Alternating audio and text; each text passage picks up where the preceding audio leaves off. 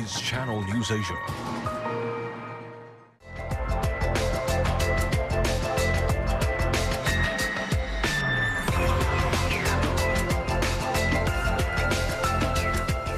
Hello there, thanks for joining us here in the last half hour, let me say it right. Primetime morning, just the second day of the new year, and really I'm slurring my words. Right, and there is still lots more ahead, of course, a feature interview as well. Well, if there is one other kind of art that's enjoying the same boom as Chinese contemporary art, then it's Indian art. So find out more about how the grandmasters of modern Indian art see their country's ever-changing culture and spaces, an inside peek with a curator in just about 20 minutes.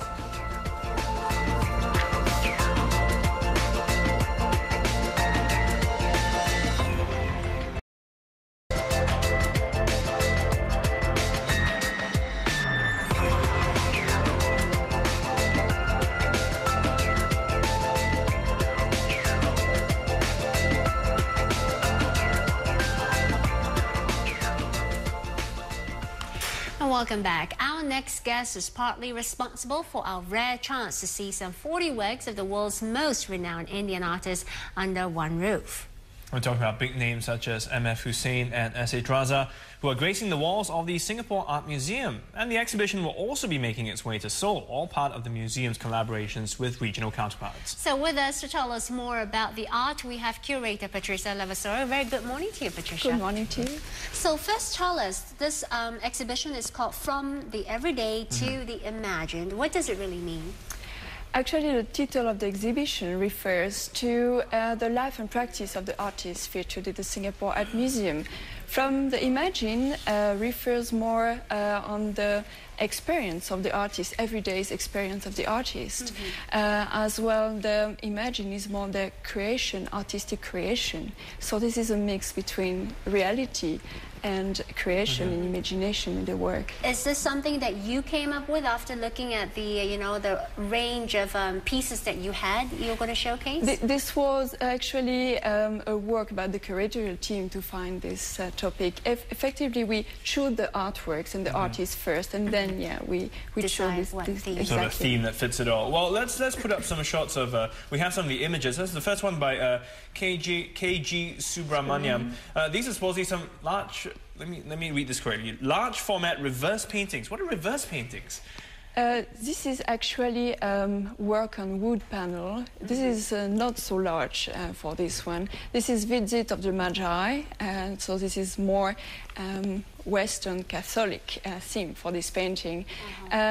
Instead, the reverse painting are traditional, introduced in India around the 18th century, and actually are very interesting because the artist has first to draw the details on the painting, back of the painting, and then after has to apply the color. You have an example of reverse painting here. Okay. So this is very, very challenging for the artist because it's totally inverse procedure of the oil painting. So he has really to apply the painting on the glass and then after apply on the wall. So, and this is a work by Achyutan Ramachandran, very nice work, watercolor on paper, and this was features a lotus pond, some layouts in the lotus pond. This is one of his major themes in his paintings. Are all the paintings, oil paintings? Some are watercolors, oil paintings, acrylic paintings. And this one? And this one is watercolor on paper, a very nice one. This one is a work by Ghulam Sheikh. This is oil painting, and very wonderful one. It's about waiting and wandering, title of the exhibition. And Ghulam Sheikh is head of the new narrative school of art in Baroda, so it's quite important. This next work is work by Lalu Prasad Shaw, who really experimented some portraits of the ladies' bibis and the gentlemen babus, which are typical from South Bengali, really people there. So. Well, the thing is with a lot of these works, I mean, if we didn't say to people that these were Indian artists, one would not really know. And do you think that's sort of the direction many art pieces have taken nowadays? It doesn't matter who paints it, actually. Actually, some of the paintings you can refer with some iconography or mythical themes, then you can refer to Indian art. And I think the challenge for the artists today is, of course, to use some modern tendencies in art today, more international, but also to find their own way in their tradition skills. I think it's the really challenge of the artists today, to find their own identity between these two. How well is Indian art doing in the global scene, if you can call it that? How is it being perceived by investors in the region? I think place of Indian art today is quite important. If you have seen the last Singapore Art Fair, you saw the major numerous galleries and Indian artists present in there. I think it's quite representative of the place of Indian art today on the art market. And I think, yeah, it's very promising art and artists, okay. yeah, very promising. Well, has that been good for the Indian art scene, or you think not so good?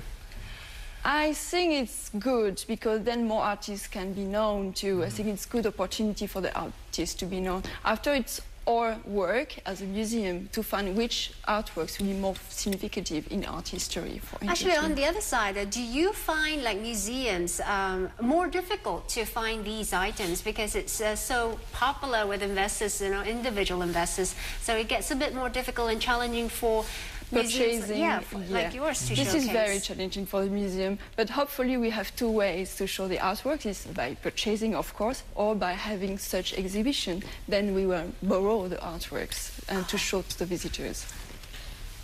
We're just looking at the scenes of some of the artists again. Again, very, as you mentioned, modern. I mean, some of them have gone towards what we call pop art, right? I think. Yes. So we should talk about Farhad Hussein, for example. I should say not maybe too much pop art, but more the movement of cynical realism, as we can see in China. Cynical realism. Cynical realism. As you see, these smiling faces, which are more criticism of the conservative society in India today. Right. So these very flashy colors depicting scene-like with family, very enthusiastic. This is more criticism about the really conservative society, maybe in India. By looking at these items, what do you wish the visitors will take away from it?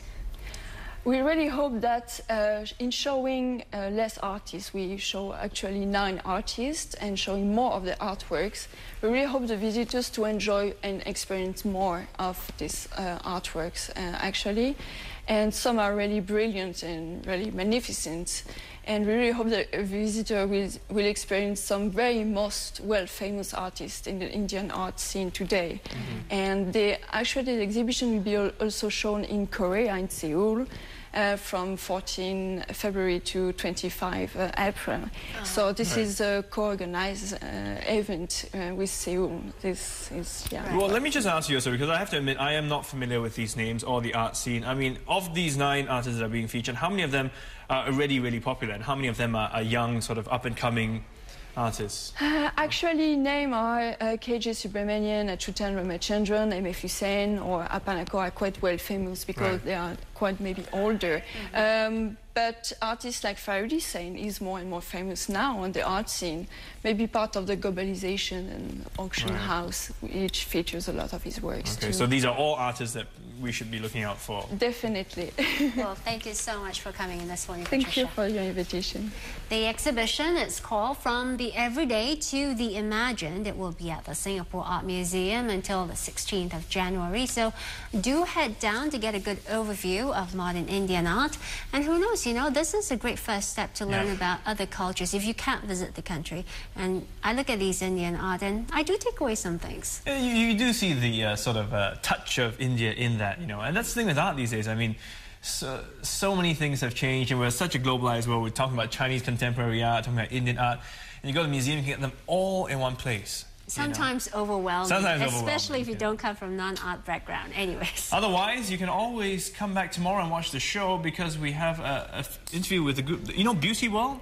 It's an old musical that was around, that sort of a homegrown Singapore musical. They had this song, Fried Rice, Paradise, Nasi Goreng, very nice. I mean, very local kind of thing. But so we're going to have members of the cast join in and tell us more about the production. Yeah. And that's happening tomorrow. But on that note, we're going to wrap up Primetime Morning for today, the first working day of the year. So many people are just heading back to work thinking, yes, exactly. So have a great day ahead. And again, Happy New Year to all of you. Happy New Year. Bye-bye. See you. Bye-bye. Thank you.